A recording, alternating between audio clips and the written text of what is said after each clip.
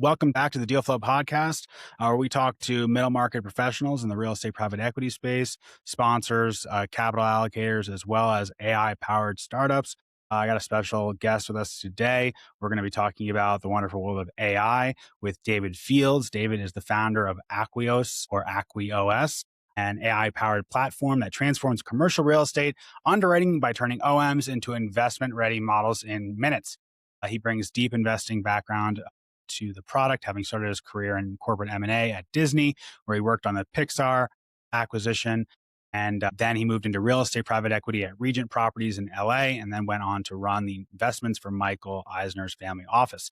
David, welcome to the pod. Thanks for having me, Michael. Yeah. No, I'm looking forward to it. I can never get enough of AI talk. So I know I just gave you a little bit of a rundown there, but if you could, in just your own words, just tell us a little bit about yourself, your background, and what you're focused on right now. Yeah, absolutely. Yeah. So, I've, spent most of my career as an investor. And so, was lucky enough to kind of out of college, get an opportunity to work at Disney, got to work in their corporate M&A group, worked on some pretty transformative deals there on the kind of junior side, but got to, work on Pixar when I was there. Spent some time doing some stuff around real estate with kind of our theme parks division, and Disney's half a real estate company. Some pretty unique real estate assets, but really was excited to kind of focus fully on real estate investing. Went to go work with Regent Properties, where I was managing acquisitions for them across multiple asset classes, and then connected again with Michael Eisner, the former Disney CEO, brought me on to run investments for his family office, where I spent almost a decade. And that's really where I was both investing in real estate, but also a lot of venture and private equity, businesses, and was lucky enough to meet my couple great co-founders during that time. One of whom, Eitan Albaz, I've known for probably going on 15 years at this point. He had co-founded Applied Semantic, which sold to Google and became Google AdSense. And he also started a large mobile gaming company here in LA called Scopely. And we just were, I think like a lot of folks when ChatGPT came out, just, completely enthralled and couldn't put it down, and felt like, we were looking at something that was going to be super transformative to the future. And so we partnered up with our CTO, Dan Ramel, who comes out of AI and machine learning from Intuit, and started building what's become Acquios. And I think a lot of what we've tried to do with Acquios, it's acquisition operating system really for deal teams. And we think AI, because of how profound the technology is, really needs to be utilized across sort of a system level implementation. And I think we'll get into some of this where a lot of folks are kind of using AI as one-off tools in extremely powerful ways. They're kind of game changing to just leverage in your everyday workflow. Whether that's, helping you with, reviewing documents or, kind of in Excel, kind of understanding what's going on or where models might be erroring out. But I think the real power of AI is sort of enabling it as an agent within your system and really helping to move your organization forward in, pretty profound ways. So that's what we've set out to build with Acquios, and have a number of, customers now across multifamily, industrial, self-storage, some groups, that do it across multi-assets. So excited to get into the whole product there. Sure. Yeah. No, before we get into the product, I think maybe just talk a little bit more about, sounds like you've got a pretty phenomenal set of partners. Not to say that your background yourself is not also very impressive, but it seems like you put together kind of a dream team. Could you maybe describe the moment, maybe it wasn't a moment, but when you thought, I have to start a company around this versus let me just apply this, in my work, right? Because founders have sometimes this burning need. And so, maybe tell me a little bit about that. Yeah, look, I was fortunate to have invested with a lot of great founders, sat on boards of some really great startup businesses, and just was finding that operating these startups or being involved in kind of the strategy and direction was really exciting. But I was also seeing that I was still quite removed from the everyday of it. Even as a board member in a startup, you're getting periodic updates and the speed at which these things are moving. And we tended to kind of pride ourselves on being kind of like the most active investor someone was going to have. We only did deals where we took board seats, and we also owned some private equity businesses. So we were kind of used to being pretty active on the operations side. So I had experience, with kind of rolling up my sleeves and digging in more on the private equity side. And, I think AI was just such a profound new technology that as I was, kicking around with Aton and others, it felt like something we really wanted to kind of dive full long into. And I always had kind of an inkling that I wanted to, start something or run something and just got very excited about how we could apply it. And like a lot of startups, we just started to, work with some of the enterprises and groups we knew, started to kick around different ideas and, ultimately built Acquios out of having won a large RFP with a big logistics business that, we knew well. And, real estate felt like the prime sort of way for us to really grow that and scale it. And, that's where the vast majority of our customers live today. But we've built a really comprehensive system that I think has allowed us to onboard now public REITs and some pretty large players on the real estate side because we've built it with an eye to servicing smaller, more nimble organizations, but also some of the largest that need to manage access controls across a large group and manage how sensitive documents, like from employee contracts or different things like that might be leveraged or kind of seen across an AI enabled system. So, but yeah, it's been a fun, few years. Sure. Yeah. Yeah. Well, so thanks for that. I always like to hear how sometimes that people have like this you know, a moment in the shower where they're like, I just, or they just had this burning desire. They have to go for this, because they probably, done something in the past and they just wanted to own something, that was theirs and they could consider to be kind of their baby in a sense. But I love to hear, let's talk about the products today, as it stands today. What does the core product look like? Walk me through the journey. What's the experience for someone who, a listener, most of our listeners are going to be LPs, brokers, deal professionals. So they're going to be very familiar with the pain points of, probably your product and either be a receiver of it or, on a vendor of it. So maybe speak a little bit to what that product looks like and what's that experience for the client. Yeah. And I think, my co-founder and I, Atai, are like definitely really focused on, building products like for very specific, kind of segments of the market. So, real estate is vast. You just mentioned a number of groups that, all kind of play a role on the acquisition side, from brokers to, to the actual GPs to LPs. But interestingly, when you start to break down like the workflows that any of these individuals have, there are some commonalities, but there's actually, quite a number of differences. And so for us, we really have focused on the sponsors, on the acquisition deal teams specifically, and really built what we see as kind of a comprehensive suite of tools like for that segment of the market. And I think that served us well, in terms of kind of onboarding a number of customers. But what that looks like is really enabling everything from, a deal pipeline management system that gives you a lot of flexibility in terms of hundreds of extracted data points, that you could be tracking across different deals. All of that extraction happens automatically with AI, enabling you to put in an OM, a T12, a messy Argus file, extracting all of that core data, leveraging that in a very user-friendly deal pipeline interface. And then maybe most importantly, pushing the deals that make sense into underwriting with the AI underwriting a first cut of that deal, specifically in your buy box. And so the AI is leveraging a lot of the historical information. So previous deals that you've done, we have a pretty comprehensive few-week onboarding process where we kind of get in there with the teams, have sort of a forward deployed engineer who's kind of in there, kind of asking all of the questions about what their workflows look like today.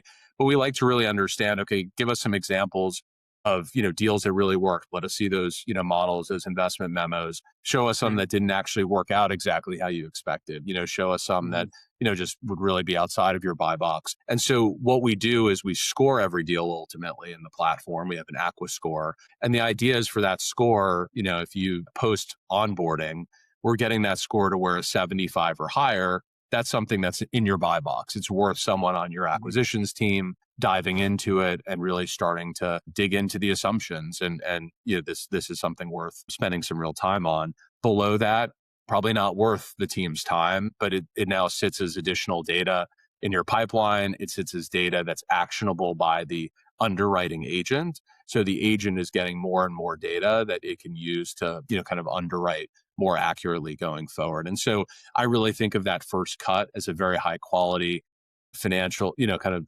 financial underwrite by an analyst or a senior analyst, but it's not Mhm. the final answer, right? At the end of the day, we're outputting that model as well into your financial model template, which I Mhm. think is another really unique feature of our platform. You don't have to move to our platform, no longer kind of work in your Excel models. Everything gets outputted into your formats, runs dynamically, unlike some other, kind of real estate, software that people are familiar with. So you basically have the ability to work within the platform or outside of it in your model. So that's sort of, largely the underwriting piece. We also generate investment committee memos.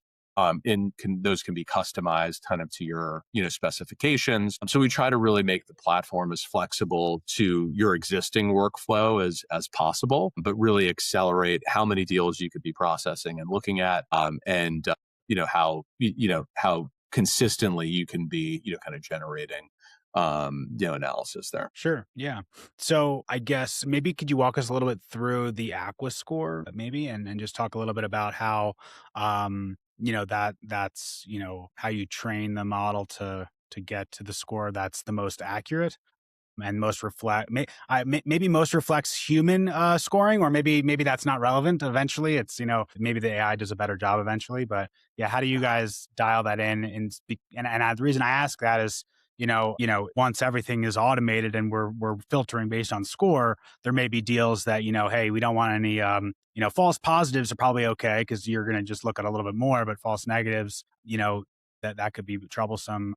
Although, of course, there's still human in the loop. So maybe just talk a little bit about that and, what that looks like for you and your Yeah, clients. yeah, absolutely. So when you input a new deal, you have the ability to add certain kind of custom instructions like to that prompt. So, Mhm. we've seen this with some customers where they're like, look, we're really cash on cash focused. We're long-term holders of assets. And so Mhm. their Aqua score is going to be set up in a way that's going to be for the standard deal is going to really prioritize cash on cash versus levered IRR. And Mhm. those are some of the things that we sort of refine in that onboarding process. And, we have certain categories of things that we're sort of looking at, from property condition to market assessment to, all of these different specific categories. We review that as well, with Mhm. the groups to kind of see, is this reflective of kind of how you would want, how would you sort of weight these different things? So human in the loop is definitely an important component there. But let's say you're looking at a deal and like many, it's like, okay, well, actually, this one we think is more of a hold and flip, is kind of what we're going to want to underwrite it to. So that's where like kind of that custom instructions allows you to say, okay, now we really want to be targeting a levered IRR focus and, want to see north of, 12% or 15% over a 5-year Mhm. hold. And you have the ability to have the score be reflective of, a change in, how you might, but the intention is for the average deal that you're looking at, that you're getting in from a broker, you're kind of getting flooded with a lot of these deals. This enables you to score those quickly and how you would typically look at the deal in your buy box. Sure. And you talked about, asset quality and, other types of data. Are you integrated into some of these data sources like a Real Page or a CoStar? Can a client bring their platform to you and you map it? How do you guys think about a single source of truth for incomes and household values and crime and all that stuff? Where does that data come from? Yeah, no, I'm yeah, glad you brought that up. I think that's a really important component of the process. So when you're running an underwrite, on, the Acquios platform, our underwriting agent is going through, 100+ step process where, I think this is something we can kind of get into in terms of the, complexity and capabilities of what you can do sort of with the leading edge sort of AI tech and like some of what you might be able to do out of the box with kind of a simple workflow or simple agent, you could build, with Claude yourself. But that, 100-step process is, going through, many different kind of market analyses. So we do have a number of data partners for rent comps, for sales comps, things that we're pulling from third parties. Many of our customers are, enabling kind of a custom API to, data sources that they have. Certain companies, like CoStars, where they might have reports that they can generate. You can always upload market research or market reports from brokers. That becomes part of the context of how it's underwriting that deal as well. Mhm. And then, we've started to compile a number of, first party data sources. So we've heard from a number of customers, that they're, not fully satisfied with like how they're pulling demographic data, or it's a pain for them to be pulling, kind of that data consistently. So we've built our own, demographics agent. So we're able to, pull all of that data, across the submarkets. We've also started doing something similar on rent comps. So we do have some rent comp partners, but a lot of our customers were saying, look, we subscribe to 3 different sources and we still don't, kind of at the end of the day, trust, those fully. We have to, be calling up the properties. We have to send, analysts to the properties, because if we're off, 50 or $100, like that could, be a very significant impact on the deal. So we have a rent comp verification report, which is another agent that we've developed that scrapes all of the property sites, but we also have an AI caller, call and verify that information live with agents. So there's a little bit of a turnaround process, but now we're just generating a lot of that data. So in your initial report generation, for the top MSAs, like you're going to get some of that. So data is a critical piece here. I think the last thing to kind of say on it is we have this knowledge-based piece of our system where automatically, I mentioned kind of that extraction of data from the OMs. We're pulling hundreds of data points that all become categorized correctly, for AI to be able to leverage that information as it's underwriting the next relevant deal. So as you're amassing more and more data, I'm sure lots of your listeners, right, they've got OMs, they've got, historic deals that they've done in hard to find, SharePoint folders, and, like they're kind of searching around for them as they do another deal in that submarket. I've definitely, been there with, with, but this is effectively enabling you to, have all of that at the agent's fingertips as well. So I think data, will continue to compound as an advantage for you as you, put more and more stuff in a system like this. Yeah, absolutely. Yeah, no, I think it is becomes like one of the things, we're looking at deals all the time, just having that context of where deals are, what deals are getting done, at what pricing, even if you're not, actively, pursuing them, just knowing kind of where they're going to trade obviously gives you a lot of indication of where other deals should trade relative to those, and where the market is all across the country. And so I think there's definitely a data business on the back end of collecting and potentially atomizing some of the information to be able to serve intelligence to your customers, beyond workflows, which I'm sure is, it's a valuable asset of your company, of course. So that begs the question. So if I have a team of people, that are responsible for signing the CA and filing the documents and putting them into, fixing the rent rolls and the T12s and reviewing the OM, doing all the things. And now all of a sudden I can go all the way to a, committee memo without having to have that labor. Where do your senior acquisition people come from? How do you train them? Or what do they do? What do the junior analysts do? Right. I guess this is kind of shifting a little bit away from product and talking a little bit more about, what are the people who are currently in the seats still doing if all of this has been, this sounds like 80% or so of the work that they're doing is sort of just been sort of wiped away this year. So what's left for those analysts to do, and how do they gain the experience and the reps in order to actually become senior leaders in their business and run deals? Yeah. And maybe I'll take that sort of in like 2 parts, because I think there's kind of 2 components to the question. One is like, how teams sort of utilize a platform like Acquios, which does change some of the workflow.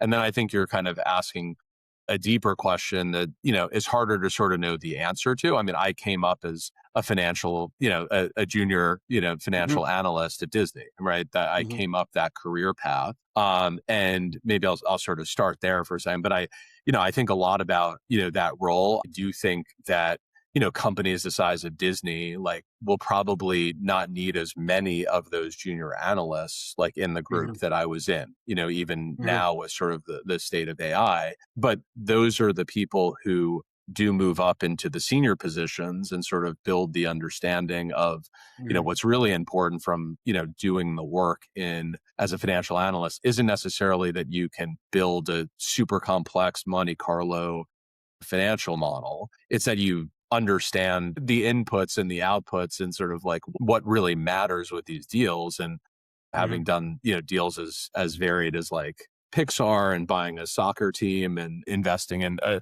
variety of different real estate asset classes, I think there's a lot that you want to fundamentally understand. And maybe to be, more specific in real estate, I think when you break down real estate investing, it really comes down to 10 or 15 like core assumptions, like core variables. Most of the time, you're probably looking at sensitivity tables and making sure you're comfortable with a variance of outcomes, because anyone who tells you they could predict what the exit cap rate is going to be in 5 years or 7 years is obviously lying to you, or a wizard, I guess. Mhm. But so I think a lot of it is sort of being able to double click into, and maybe getting back to like, what should people be doing today? It's really about double clicking into the data, and it's doing the things like, okay, we really should understand these kind of rent comps at a much clearer level. And maybe we were already able to do that, but it took us a couple days of time. And now, that a lot of that sort of,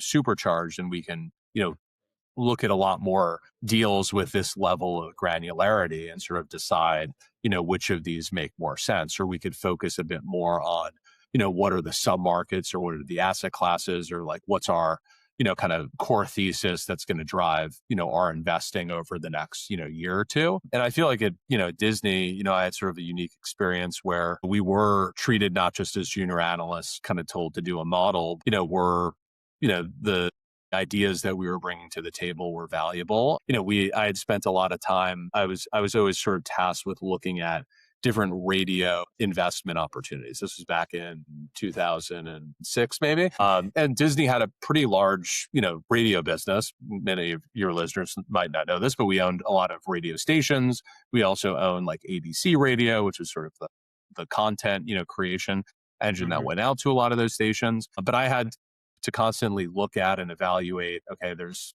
this radio company might be for sale, or we should look at the public companies and see what we might buy. And my manager, and I were like, well, it's kind of silly for us to be looking at these acquisitions. Like, it's pretty clear the iPhone is like, had just come out, like, or the iPod was well out. Like, music was sort of changing, consumption was changing. It wasn't a core thing to Disney's business. And so that was just like, I think, a relic of, okay, like, it's just an area that we always have looked at and kept tabs on. And we said, well, like, maybe we should just like go and present to the senior team that, why don't we look at maybe selling these assets off? And we put together a simple presentation to our boss, and he was like, well, that's a good idea. Why don't we, and that actually led to us, selling $3 billion worth of radio assets at a time where, I mean, you fast forward to today and they're worth, far, far less.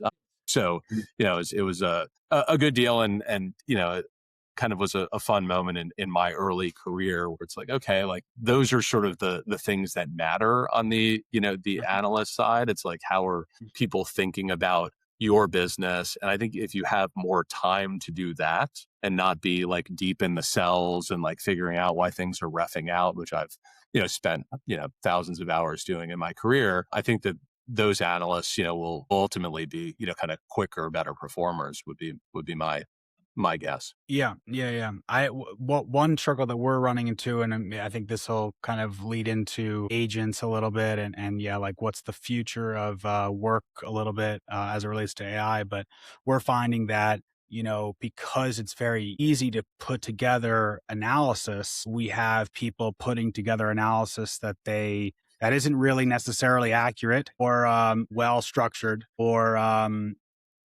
other, like, not good work, not ready to go work, right? But it seems so ready to go, and it seems so done that, and if you're a junior analyst and you don't know what good looks like, then, you're in a situation where you don't know what's wrong about it. And so we've really tried to bring it back to the basics of, having a maker, checker, and approver systems, making sure that we have very strong SOPs and checklists. And even if that SOP is executed by an AI, our people need to understand at a unit by unit level, task by task, what's actually happening, because I feel like it's very difficult to understand a sensitivity table if you don't know what the attribution of how variables impact sensitivity.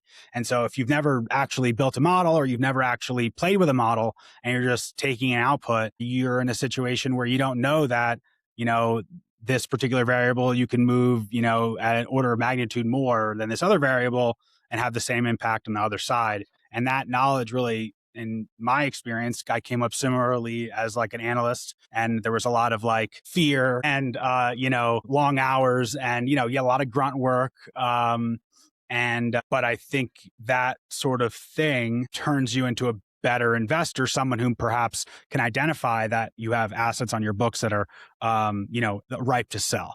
Whereas a junior analyst, without that context, without all that effort put in, just asking Claude like, hey, what do we got that might be overvalued?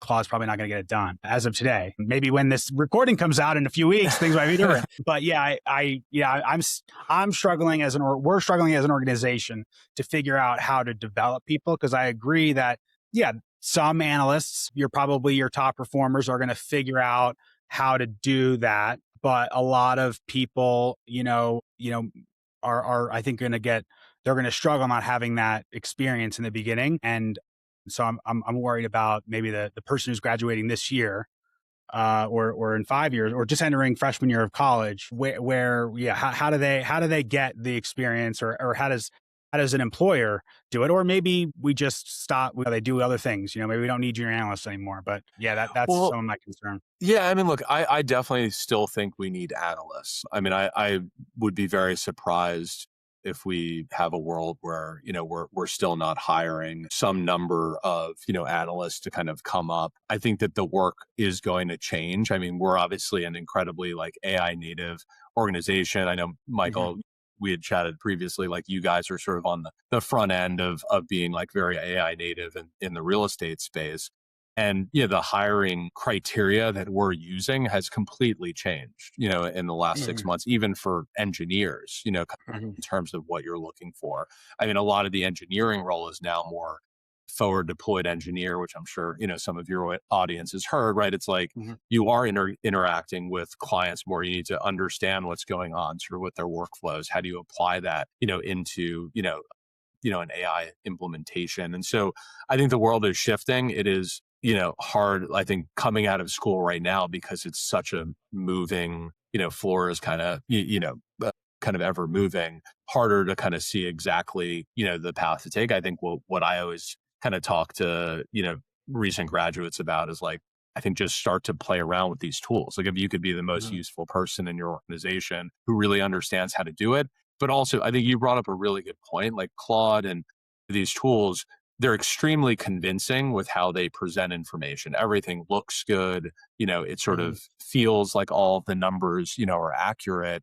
And I think you can get into a habit, and I've seen this with some junior folks, of like, you're just sort of trusting the output of like what's happening there. So one of the things we've really been, very focused on with our platform is everything is cited.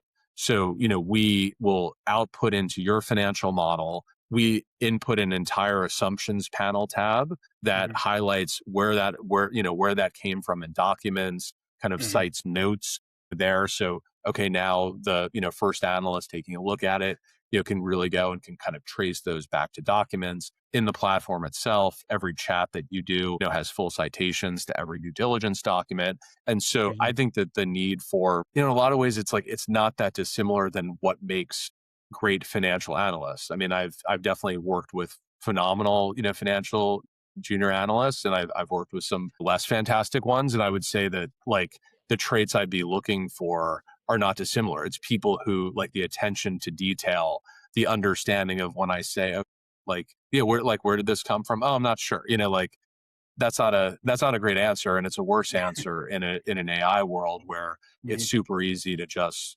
generate something that could be convincing. And so I think if you're you still need to be I was just at a conference where some of the senior leadership in real estate was saying, it's like if you come to your boss's desk and like you just ran it through Claude, but you can't answer any of the questions about where this stuff comes from, well then that's not a very valuable seat that you're kind of serving. If you understand everything going on underneath and you're Right. using Claude to aid you in doing it faster, well, that's Mhm. super valuable. You've just Mhm. made your time a lot more valuable. And so I think that's the risk. It's like you can't use AI without understanding like where all this stuff is coming from or what's happening under the hood. And Mhm. that's why some of the like the kind of 80-20 of like, these workflows, if you're trying to build stuff internally, that first 80%, you're like, wow, like I could just build anything, with Claude.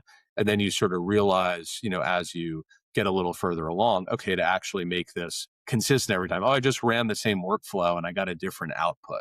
It told Mhm. me to buy it and then it told me to sell it. And Mhm. and that is actually where the challenges come in. How do you make sure that you're getting consistency of these outputs, that everything's traceable, that you Mhm. understand what's underneath. Yeah, that was going to be one of my questions. We just hit it. So yeah, I think sometimes the instability of or just getting reliable, not even just the numbers being accurate, but the output being the same every time. So far as what you're getting, the model's the same, the memo's the same.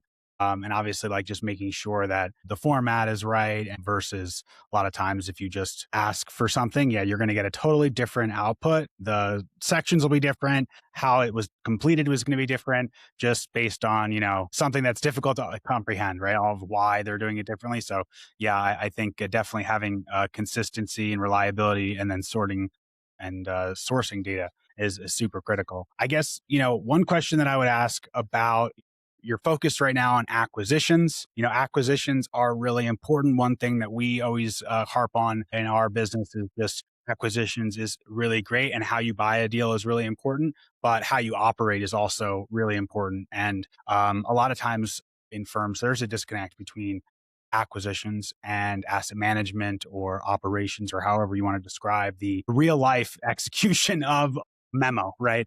Yep. Acquisitions has the benefit of existing in kind of fantasy world, and ops actually has to do it what they said they were going to do in acquisition. So Yep. is there any sort of connective tissue in your platform, that allows, that bridges that gap, that helps firms get better at making decisions and improving their frameworks? Yeah, absolutely. So yeah, we've hit a lot on the underwriting, and that tends to be, the entry point for a lot of our customers. Like that's kind of the Mhm. pain point, that they would like to accelerate how many deals they could be looking at. They want to get smarter and have a database where, they're, learning from every deal they do. But we also have a really comprehensive due diligence, project management system. So I think in the past, right, a lot of these project management systems largely were just about, making sure everyone was on the same page. Large organizations had to have them. Small organizations, like ones I've been involved in, were frustrated, like having to like tick and tie and like put everything sort of on there. What's amazing when you have like AI integrated throughout. So in our system, AI is generating that due diligence checklist. It's using all of the context of, okay, here's what we know already about the deal. Here are some of the problem areas that we need to go into. And it's actually flagging automatically risks on every single diligence document that you upload into the system. So you have this really comprehensive risk dashboard. We call it a risk register, where you're seeing all of the critical high level risks. I sadly, wish I didn't have to admit this, but, have had a couple acquisition deals where, you're $30,000 into having paid legal and, engaged different consultants, and you find some smoking gun that maybe was sitting in the diligence room, day Mhm. one, and now it's going to blow up a deal or it's going to change the dynamics of the deal. And so enabling you to have AI really supercharge that process. And on the asset management side, we definitely are kind of moving into that kind of connective tissue. There are things right now we're enabling with like reporting. So, you can, more easily kind of send out, LP updates and things like that kind of in your Mhm. formats. But I do think that whole kind of tracking of, we hear from a lot of customers that, they've learned like the first 6 months of running the asset never worked out like they think. It always takes a little bit longer to sort of like start to institute the plan. So what's exciting about that is that's actually something that can now go into the underwriting. So you're not, Mhm. making these rosy assumptions for the first 6 months anymore. You're sort of mapping that to some of the reality of what you've seen. But I think Mhm. really having a more proactive way that you're seeing how things are going to plan, not going to plan, like that's sort of where we see taking some of that move from the acquisitions into asset management. Yeah. We're getting a little close to time, and I have a few more questions, so I may go just a few minutes over if you wouldn't mind. Yeah, all good. But yeah, let's talk a little bit. We didn't get to talk about what's coming next, right? So we talked a little bit about kind of the current state of things and the current product that you're working on. But but everything's moving really fast, right? Where we were in November of 25 is totally different than where we are now 6 months later. And I think that a lot of people are having difficulty with estimating the rate of change. I think it's very difficult for us humans to think in nonlinear shapes. So Yeah. or curves. So let's do our best and say, hey, we're sitting here in 6 months from now or 12 months from now. What is coming down the line broadly, maybe as it relates to your firm, but also broadly, you're in the space, you're an expert. So what's coming and what should we be expecting, so we don't accidentally build something that is going to be replaced by some little tool that Claude is going to integrate, and I'm going to have wasted all this time.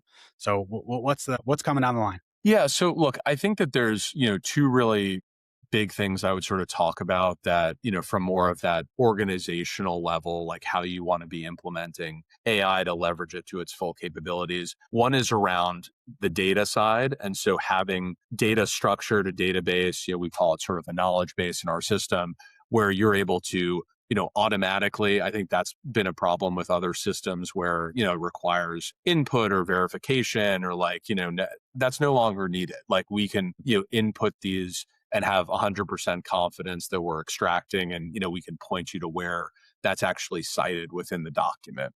So you can go back and review, but we sort of automatically assume, or automatically input, and then you can, kind of verify. And so I think making sure that you're setting up your data advantage, for the future, every deal you look at is an asset, for your firm. So really setting yourself up for that today, I think will be important and, is a complicated piece of the puzzle, for anyone who's spent a lot of time with Claude. Like it's great, it's unbelievable as a tool, but it is hard to kind of have that shared context across an entire organization in an effective way. And that's something we've spent a lot of time building. And then I would say, agents were like just at the very beginning of, some of how we're doing agents today are intentionally restricted, because one of the trade-offs you have with agents is if you give an agent, complete freedom to do something, it's much more likely to make mistakes. So there's kind of this like deterministic, non-deterministic ways in which you can kind of program agents. And so when we're underwriting models, we're using a lot more of that deterministic logic so that you're getting to like the right answers. But the, world of agents is, they're continuing to get better and better on all of these benchmarks. And so we're going to, both in our platform and, I think you're going to see this broadly, agents being capable of doing more and more complex things. I still very much see human in the loop and sort of approvals and things like that, even on our due diligence side, right? An action item that might be, review the past 3-year financial, history of the property.